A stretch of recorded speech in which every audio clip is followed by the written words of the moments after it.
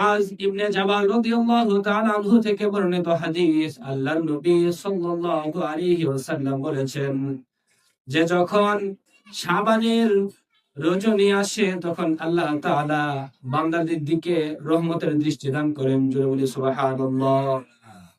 আল্লাহ তাআলা দুনিয়ার আকাশে এসে যান, বান্দাদের প্রতি একটা রহমতের দৃষ্টি দিয়ে তাকান। তখন আল্লাহর নবী সাল্লাল্লাহু আলাইহি ওয়াসাল্লাম বলেন, আল্লাহ তাআলা বলতে থাকেন, ফায়াগফিরু লিজামিআ খালকিহি, সমস্ত বান্দাদেরকে আল্লাহ তাআলা তখন অগণিতভাবে ক্ষমা করতে থাকেন।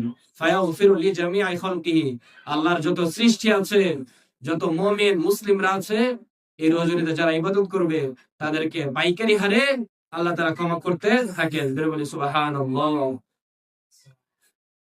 তাহলে আল্লাহ তাআলা এই রজনীতে সকলকে পাইকারি হারে অসংখ্য অসংখ্য গুনাহগারদেরকে মাফ করবেন, ক্ষমা করবেন।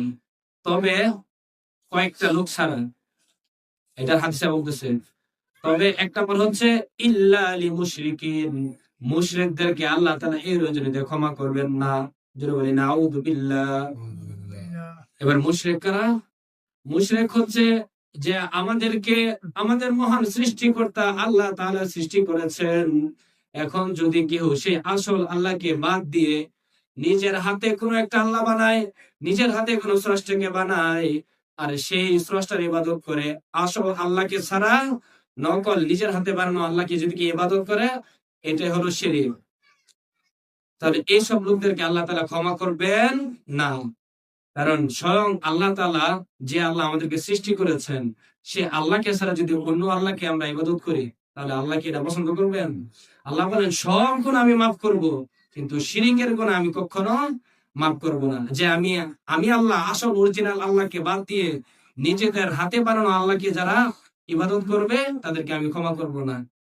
দেখেন, এটার একটা উদাহরণ এভাবে হয়, একজন স্বামী ধরেন তার স্ত্রী রান্না বান্নাতে ত্রুটি করলো, হ্যাঁ, ঘর ভালো গুছায় রাখে না, তাহলে কি স্বামীটা স্ত্রীকে তালাক দিবে এসব ত্রুটির জন্য?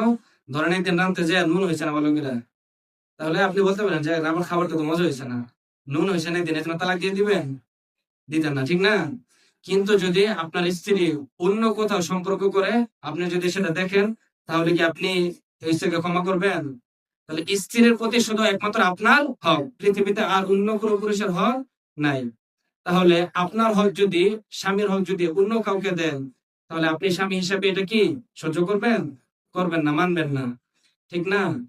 ঠিক তদ্রুপ একই উদাহরণ, আল্লাহ তাআলা আমাদেরকে আসল সৃষ্টিকর্তা হচ্ছেন আল্লাহ, যে আল্লাহকে আমরা দেখতে পাই না, যে আল্লাহ